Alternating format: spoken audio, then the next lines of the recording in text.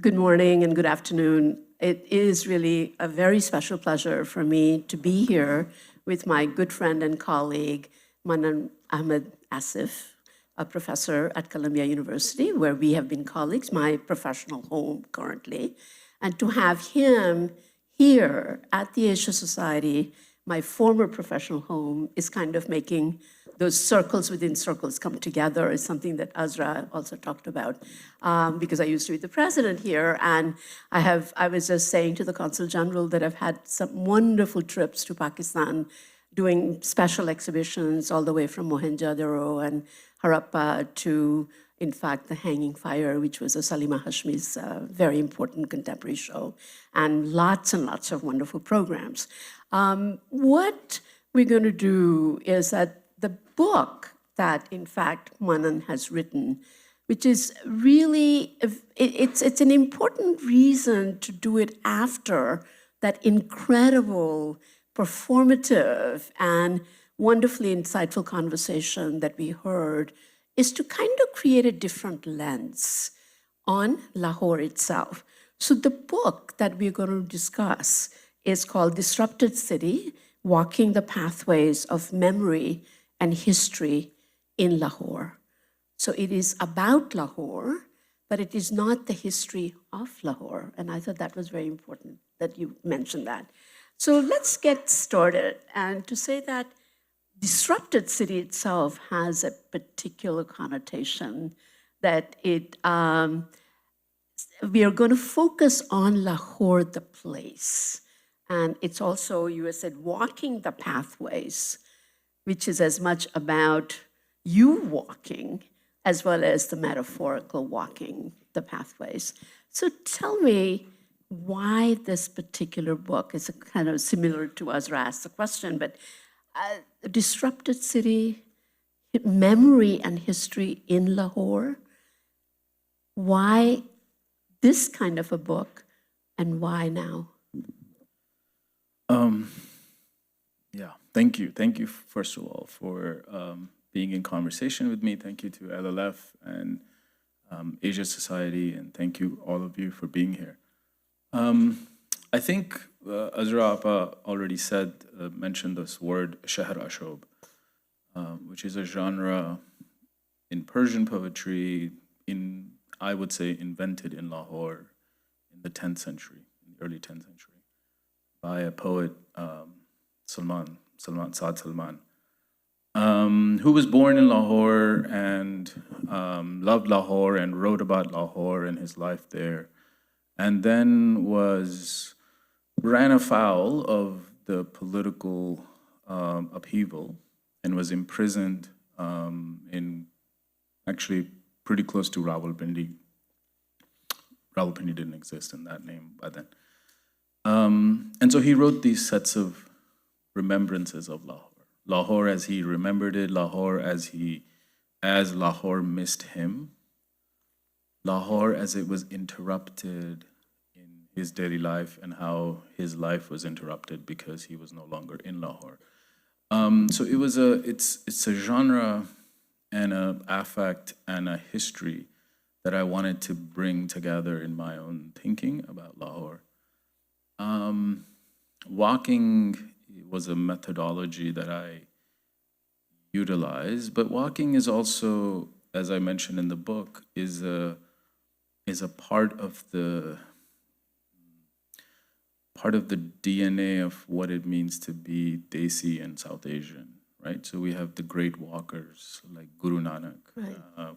Chaitanya. We have, not just Sufis and Bhakts, but even political figures, and who walked up and down from one corner of the South Asian subcontinent to the other.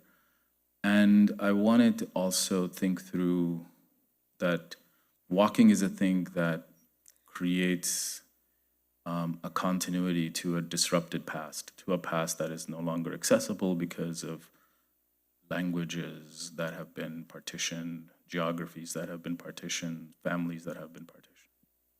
Yeah, and I think it seems to me that that notion of walking goes all the way back to the Buddha himself for 6 years, and that notion of reflection and the notion of, therefore, memory that is lost, but also created anew. And what does that mean? And it seemed to me that that was a very important part of the way you went about writing the book.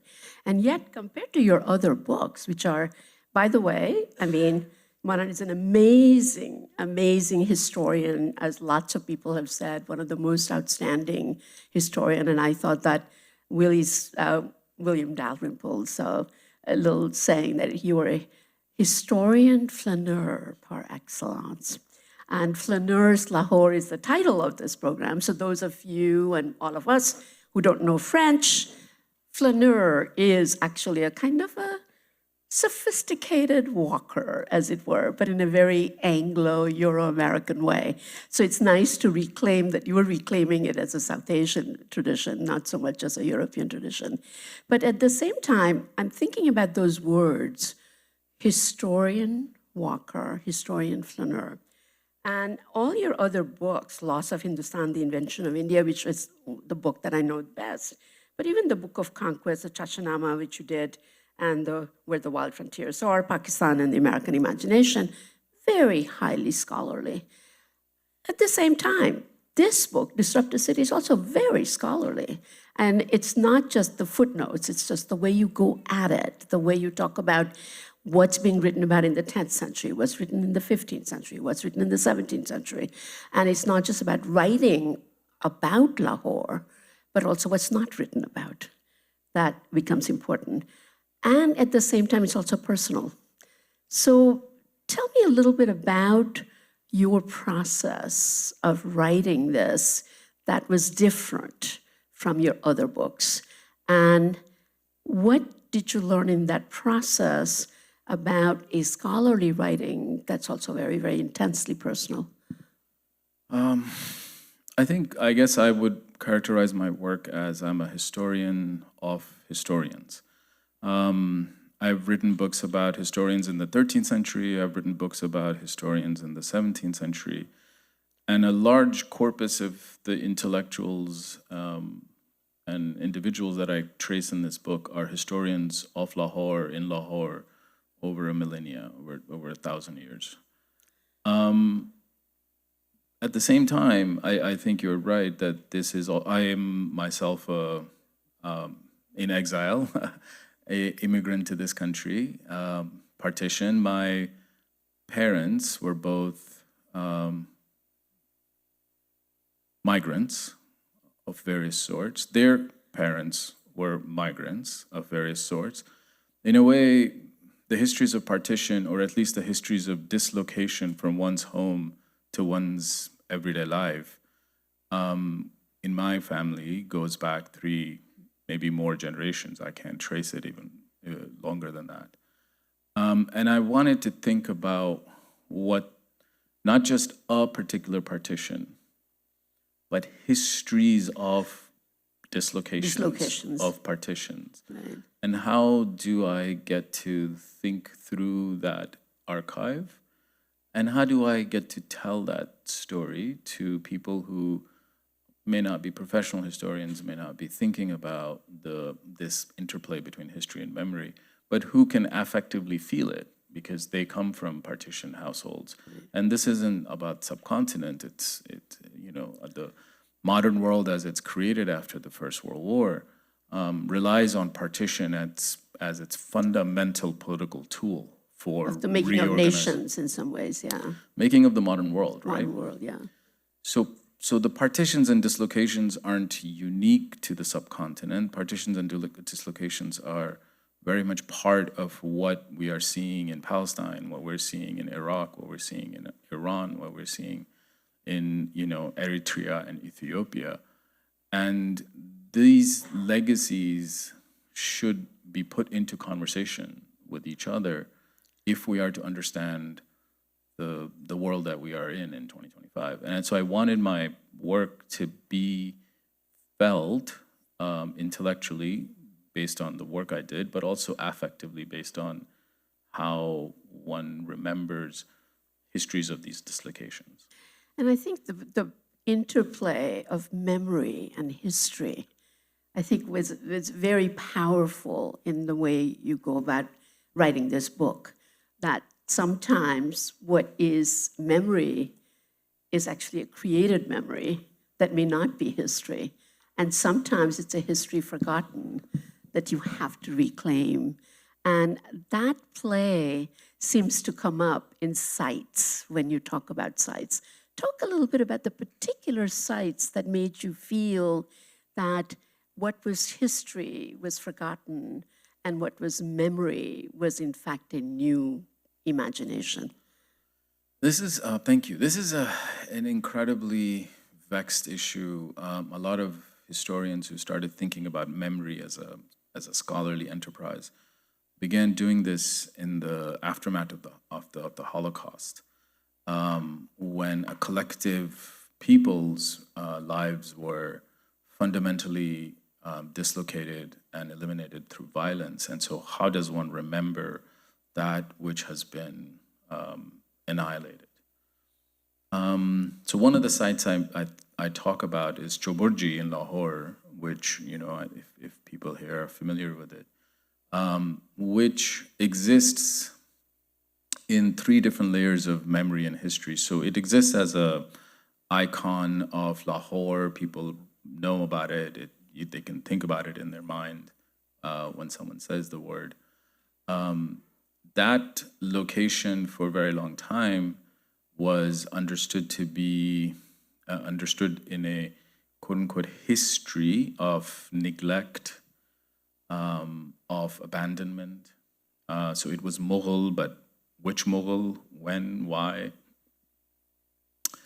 And then when the state was building a giant metro right on top of it, they decided to spruce it up so that one can see it from the metro, not from the floor, not from the ground.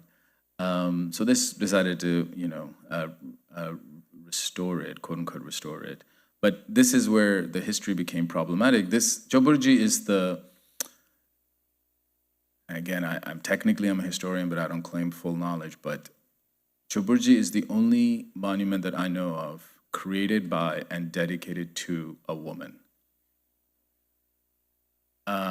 during the Mughal period, at the very least. So it's a very, very unique, and the dedication and the name of the builder are in an epigraph on the top of one of the. Choburji is a gate to a garden. The garden doesn't exist anymore. Ravi came, flooded it away.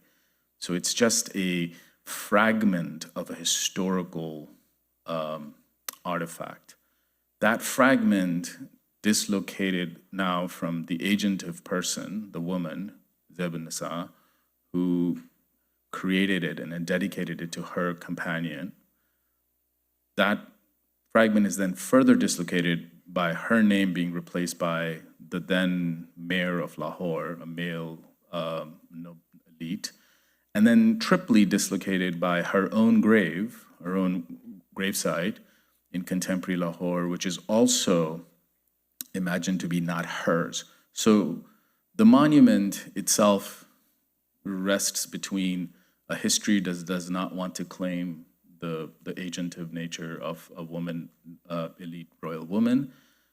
The woman herself is dislocated from her rightful place in Lahore, someone who lived for a very long time in Lahore, built a lot of artifacts. And so when you talk to people, as I did, and you ask them, whose is this gravesite or who built Choburji, they will claim history and they will claim memory, but neither of them are correct. Right. Neither the history they're saying is correct, nor is the memory that they're correct. So I don't think we can have a clear binary that says, what's written in the history on the placard or by, the official network, that's the truth, and what people say is false. Nor can we say that there's some autochthonous, indigenous memory that lives outside of public textbooks. Right. That one can go and do oral histories and claim that to be the real. Neither of those are solutions to the crisis of history and memory that I think the whole of subcontinent is facing at this moment. Right. I mean, I think that you talk a lot about the fact that Lahore is, in a way, becomes the exemplar of the Muslim civilization in Pakistan, partly because you couldn't claim that in Islamabad. Karachi was a little too cosmopolitan, it's the other way, but this was a continuation of cosmopolitan nature of Lahore that actually was an intellectual hub of different sorts. It seemed to me in the book what comes through is that that idea of a cosmopolitan intellectual hub of the subcontinent then becomes more of an Islamic hub. And you talk very profoundly about things that get changed.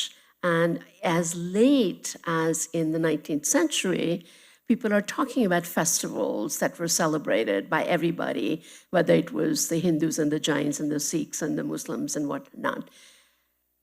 Talk to us a little bit about, and it occurred to me, and I wonder if that's true, you don't say it completely explicitly, but it occurred to me that all of these things are happening after the British get very involved in the subcontinent. And you have written about it before also, but that what happens when a community that is of one kind actually that's erased, and then there is another kind of history that must be written. So the role of India being a colonialized or colonized subcontinent, its role in what happens. I mean, lots of people have talked about it, but you actually get at it in a very different way. I mean, look, so I think, what is a Hindu city or an Islamic city in the pre-colonial world is not, those are not definitions that we can hold on to with any specificity, but the earliest writings we have in Arabic on Lahore say that one of the largest population, one of the largest influential population are the Brahmins. Right. And all of the travelogues, all of the edicts that we have from various rulers in the 10th, 11th, 12th century, they are talking about how Muslims, Jains, and the Brahmins, again, not the word Hindu. Because people didn't use the word Hindu. People didn't use the word Hindu. And the Buddhists contain the city, but the one thing that is clear from the earliest record is that the Muslims are a minority. And they remain a minority until 1947. Lahore was never, ever, ever, in its 1,000+ year long history, a city that belonged to exclusively one faith, and certainly not to the Muslim faith. And what happens after 1947, Lahore is a border city, right? So it's right at the border. Now, from this country, if you know about border cities, if you know about San Diego, Tijuana, Juarez, El Paso, you know that border cities are made in the image of the nation, because the nation asserts its own kind of contemporaneous idea onto the borderlands. And so Lahore becomes, after partition, a Muslim city when it never was. It never was Muslim demographically, politically, intellectually, culturally. So to make something into an image that is then projected back into its past required a type of deconstruction and a reconstruction of Lahore's physical landscape. It required that in the 1880s, a historian of Lahore writes about looking at Lahore and seeing a skyline where temples, mosques, minarets, and gurdwaras are the predominant kind of physical infrastructure that one sees. And Kanayalal, who's the historian that I'm talking about, says this skyline is unique because it tells you that Lahore is uniquely cosmopolitan. And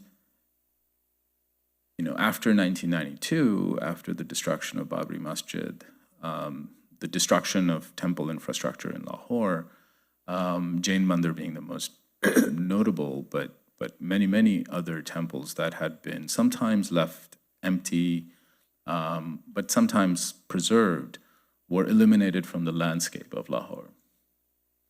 And so the partition doesn't happen in 1947, right? Partition happens after 1947 in the 50s in a certain way, in the 60s in a certain way, and after 1992.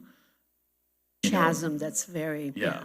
yeah. And all of these have left traces. So one of the things I talk about is, and again, this is not I don't mean to make a one-to-one relationship, but the presence of scripts in the fabric of the city. So if there is Gurmukhi, Devanagari, Persian, Farsi scripts, those scripts don't belong to any religious community. They are shared, certainly, but those inhabitants who were in Lahore after 1947 had no access to reading any of the scripts that they did not associate with their own community. In other words, Devanagari becomes a script that is not only illegible, because you do not know how to read it, but it's also illegible in the sense that it is not a script that needs to be recognized as a script. And so slowly over the fabric of Lahore, such scripts are erased. You have a wonderful passage of seeing that and not being able for people to know what that was. And then you actually, having known Sanskrit and learned Devanagari and all of that, are able to see what that is, so it's interesting. Yeah, I mean, I talked about myself, like as a young person, Right. looking at the script and saying, it clearly is a script because it's where the door is, and I'm imagining that the door tells you what building this is, and asking an elder, and the elder saying to me that there is absolutely no chance that I should ever say this question out loud, and you should not call attention to the script. And I think this was a very wise thing that my elders had to me, because what he said was, if we call attention to this, they will demolish it. They will erase it. Let it be unnoticed. So I have photographs of this door. I want to say the earliest one I have is from 2002 or 3 until 2024, I think, in which the archway, this is a inscription of a pharmaceutical. It's the name of a pharmaceutical company, written over the employee colony in Sadr Bazaar in Lahore. That inscription have been chipped away brick by brick, so that it's only the beginning of the Bhagwan Das, only the Bhag remains. Right. I mean, for me, what was interesting, having gone to Lahore and being in Karachi as well, and we talked about this, was that I was talking to Salima Hashmi, and I said I was very surprised when I went the first time to Pakistan that people had gotten my letter, but they didn't know if I was a female or a male. And I thought that was really interesting, because I usually have a good sense of the Muslim names that are male or female, because one is used to that. And she said, that has to do with the fact that pre-partition, there were lots of different people. Now the script is gone, the names are gone, and the generation of people have no way of knowing if this is a male name or a female name. Yeah. And it was those things that actually made me feel like, gosh, I was just saying to friends that we're like a strange cousins. There's so much to share, and yet so much erased. And in Pakistan, the making of a modern nation that was to be a Muslim nation, you have really a lot of attention to the historians who are writing the history, including Wohi Lahore, which is like a wonderful book. But talk a little bit about that role of historians for the making of a modern nation that actually was not a nation before, and why is it important that one actually pays attention to that? I think it's a question that should be addressed in great depth, but I will just give a very small snippet of it.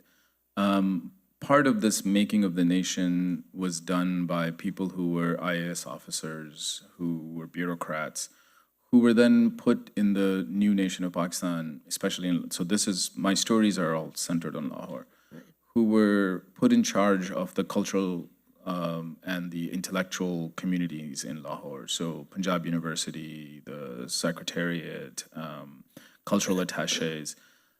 These individuals, the three that I talk about in the book in precisely, will then be given Fulbright scholarships. And they came to Columbia, and where they work with a historian named Ansley Embry.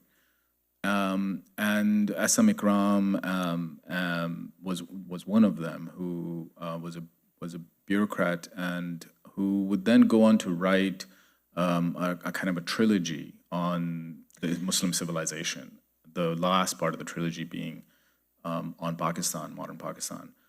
And the project of making Lahore Urdu speaking and the project of making Lahore a Muslim city were projects that were, in our common parlance now, top-down projects, deliberate projects. How does one approach the history of a nation? How does one approach the history of a city within that nation and the peoples in that city? And for this project, everything that is familiar had to be defamiliarized. So Punjabi had to be sequestered away. It did not fit. Obviously, Hindi, Sanskrit. There's a survey that's done when Punjab University is formed in Lahore of what kind of languages are being taught. And in that survey, the most abundant, the survey is done by Leiter, who is one of the chancellors of Punjab University. So the most abundant language instruction was Sanskrit, Persian, and Punjabi. Urdu did not exist. Because all these are classical languages that intellectuals must know. Absolutely. And I think what's interesting is that you talk about how leading Persian scholars would also know Sanskrit, or the Sanskrit scholars would know Persian, because that was the milieu, what was seen as the high level. Yeah. I mean, any scholar today who is writing about the world would have English and French and German as scholarly languages that they can read and think through. So it's absolutely the case. Persian, Sanskrit, Arabic were fundamental to any scholarly enterprise and would be taught. And these are schools that are at the primary level, so this is not even higher education. But when in the early 50s, when this project of remaking is happening, this part of the lexical tradition of Lahore is put outside of the knowable. And I don't want, I may sound like I'm saying abstract things, but I mean very, very concrete things. Like, if you're gonna publish an edition of a historical text that's written in the 1890s, you delete, to use our parlance, take out chapters that focus on the Sikh history or that focus on the non-Muslim history. You rearrange in critical editions. So if you're doing a critical editions, which is the kind of the most scholarly thing one can do to a collection of poetry or a historical text, official critical editions would reorganize the table of contents and reorganize the chapters so that the Muslim histories, the Muslim chapters are at the forefront and dominate the kind of narrative. So if this is happening at the highest level, then the Punjab Textbook Board, which is creating the kind of the educational text, is going to incorporate the erasures or the sublimations of disparate or diverse histories to the unique history. So me, growing up in Ziaul Haq's Lahore, our textbook, especially the social science textbooks, what we would call history, would have a very singular idea of not only Pakistan, but Lahore and Lahore's past.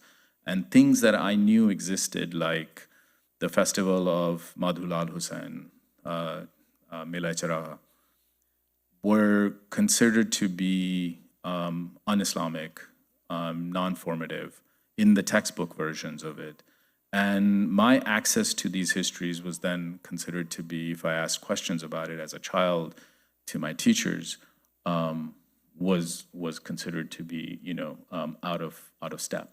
Yeah. I mean, actually, Madhul al-Hussein was one of the stories that I found very, very compelling. And I wanted to kind of get back to that in the sense that it's so much about the Sufi presence in Lahore.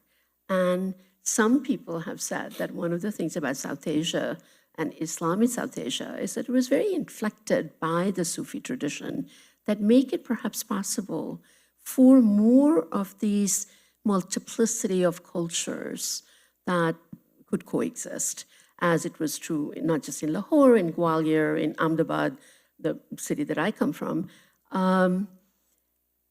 Do you think that it does have something to do with the strong presence of the Sufi tradition in Lahore that made Lahore the kind of, not a cosmopolitan, but at least a more multiple cultural oriented city?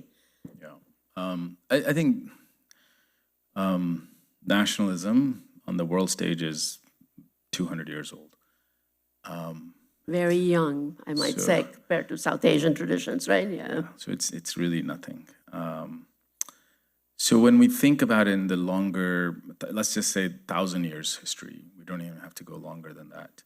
We imagine tolerance, commonalities, coexistence to be in the realm of the political. And the reason it's in the realm of the political is that we have separated religion from politics. So one can come to a quote unquote secular space, university classroom, public park, and find ways of being tolerant of each other's diverse practices, rituals, etc.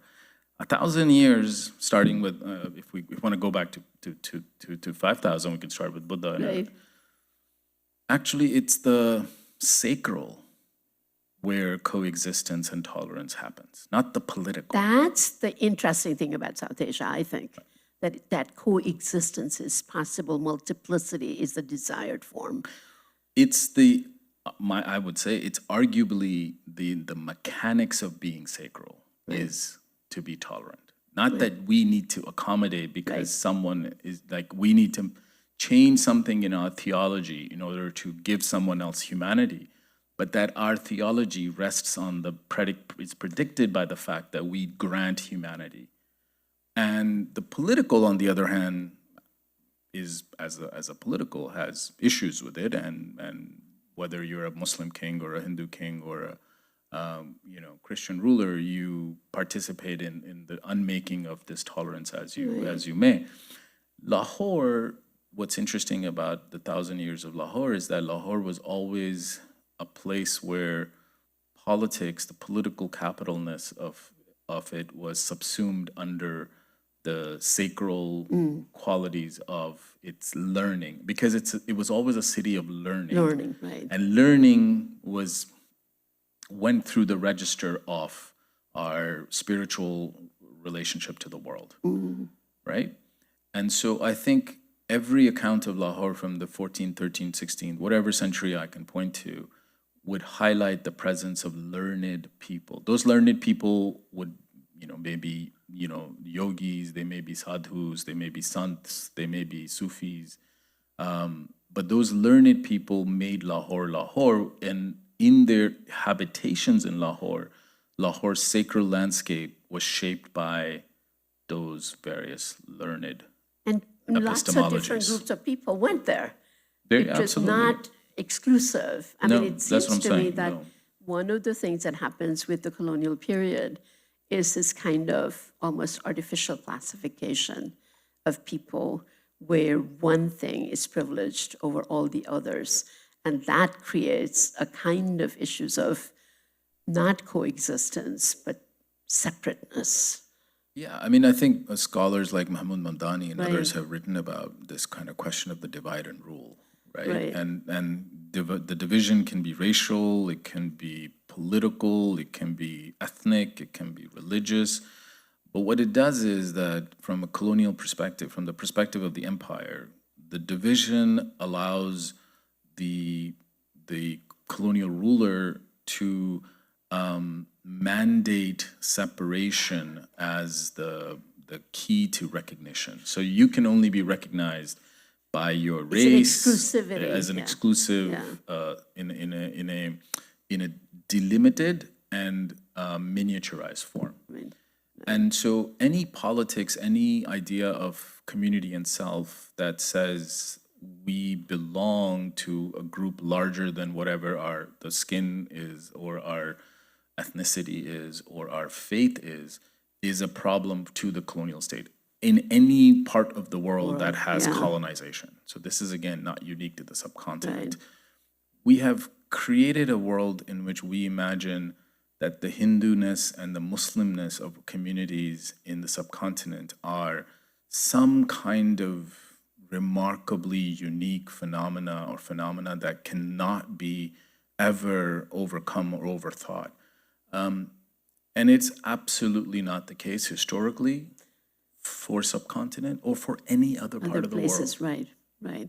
Yeah, I mean, I think, and I know that we should come to an end, but I wanted to, just at the very last part, you talk about, that the Lahore you learn about in this book is also to work towards its next flourishing, is your last line.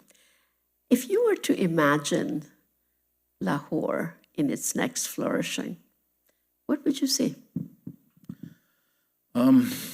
So this book, I started writing it in 2007, 2008, when there was a series of suicide attacks in sacred sites and other sites in Lahore. And Lahore's infrastructure changed overnight.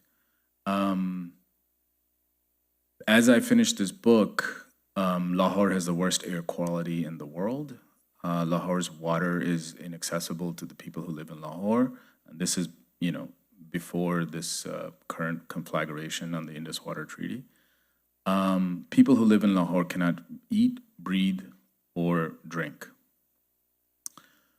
Part of what Lahore has gone through is disruptions, as I call it in my book, over 1,000 years, 13 disruptions.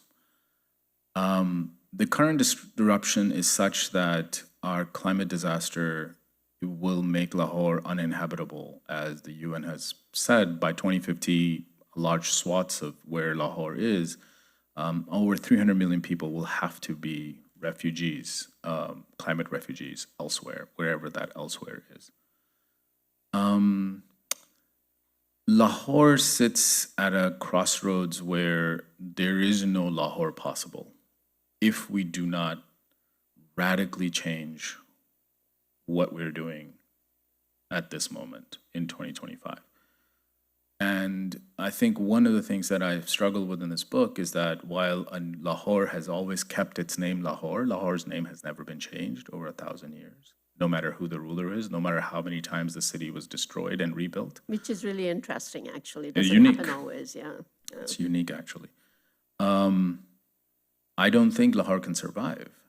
I mean, just because we as human species cannot survive without water, air, and part of it, the coming disruption, as other scholars and writers have pointed out, is a place where nationalism has no answers to give us, and we really need to find those answers elsewhere.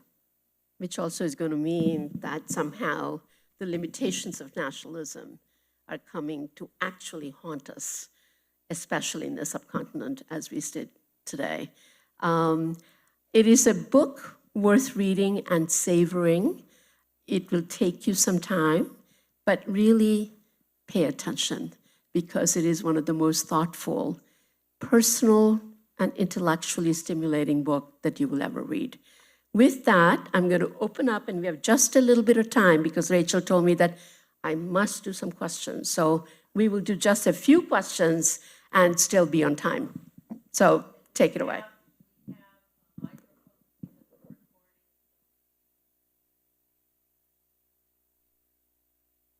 It's a question.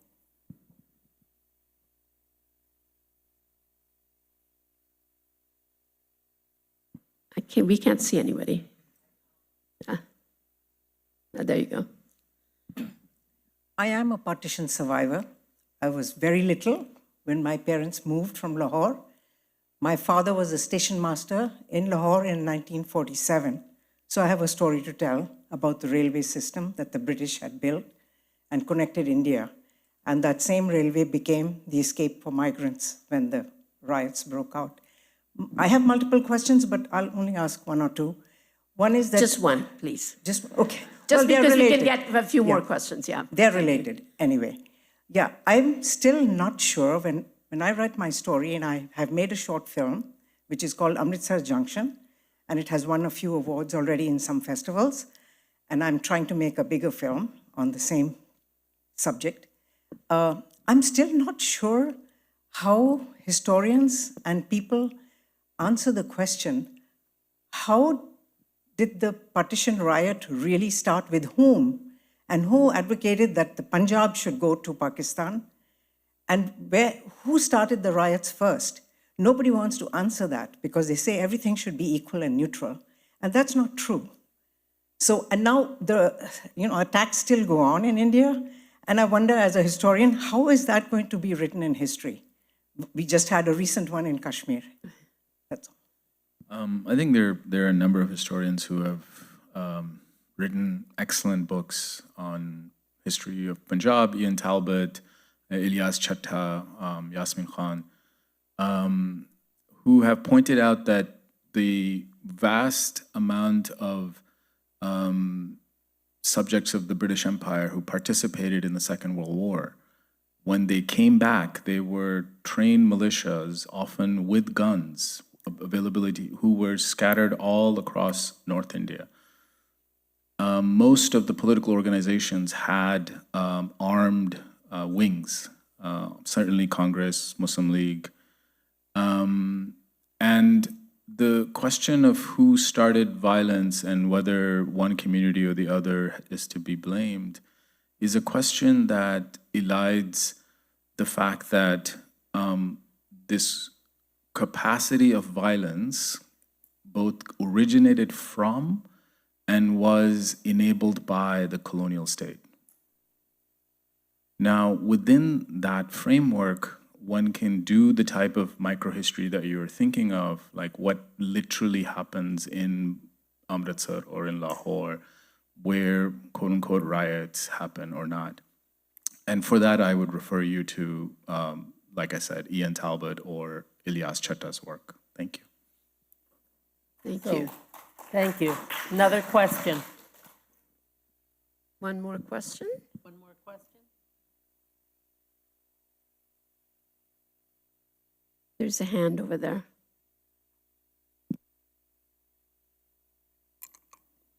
And wait for the microphone, yeah. Hi, thank you so much. So my question is, my family migrated from Lahore to Delhi and to Punjab in India during the partition, and I've always wanted to sort of find the old house that we had, and I just know that it was in the Anarkali district in Lahore, but it's very hard to find. So do you have any sort of general advice for any of us that are trying to trace our family history? Thank you. Part of the reason that I wrote this book is that and I should have mentioned this, I'm from Lahore. Is that I've been in this But country. also that you're a migrant, as you said, yeah. I've been in this country for about 30 years. And over the 30 years, I have met more people of Lahore who were not from Lahore than I've met people from Lahore.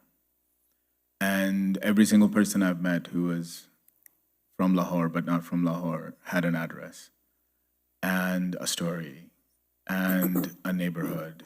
And over these years, I have done my best to help them. I mean, now with whatever internet and et cetera, it's a lot easier. But I think one of the things that I wanted the book to do was this book is written for those who are outside of Lahore for whom Lahore is perhaps a more living reality than those who contemporarily live inside Lahore, because the ones who live in Lahore are not from Lahore. And you know, to the more kind of exact question that you have, I think, as far as I know, there are a number of oral history projects that are based in Lahore that actually help facilitate these kinds of connections. You can start with the Citizens Project, which has a number of excellent researchers attached to it, and many of them are in Lahore. So I'm pretty sure that they will triangulate. Thank you. I think one of the things that is interesting to me is that, and I have a friend now where I live, and his family had moved from Lahore, and his memory, he's 93 years old, and his memory is very vivid, and how wonderful it was. What had surprised me when I went to Pakistan is that people would tell me where they were from, but they didn't want to talk about it very much, except in Karachi, where there were all these Gujaratis, and they were so happy to talk to me about how their house was like Doraji, and you know, and my father, who was a Gujarati journalist, they had read him, and they would talk about how their journalists had gone to Gujarat. So it was quite different there than it was in other parts of Pakistan. And I wonder if part of it was that idea that you didn't really talk about, and yet there was this anxious sense of belonging, which is what Azra and our first panel talked about. Yeah, I mean, as Kuratal and Heather was mentioned already, someone I talk about in this book as a historian. I know, perhaps misappropriating her brilliance. Lahore never was able to. People in Lahore were never able to say that we are Muhajirs in the same way that people in Karachi did, even though they were Muhajirs. Interesting, yeah. And I think part of it has to do with the question of violence. And the earlier panel, the question was about the Truth and Reconciliation Commission. The living memory of violence meant, where are you from, when did you come, and where did you go in order to live, are questions that implicated people directly or indirectly into the question, with the very real violences that happened, not just in Lahore, but from Amritsar to Lahore, from Pindi to Lahore, from Delhi to Lahore. And that had legal consequences, that had moral consequences, that had social consequences. And so to not speak was not simply a question of lack of curiosity. To not speak was also a question of implication. Yeah. Yeah, no, it's very interesting.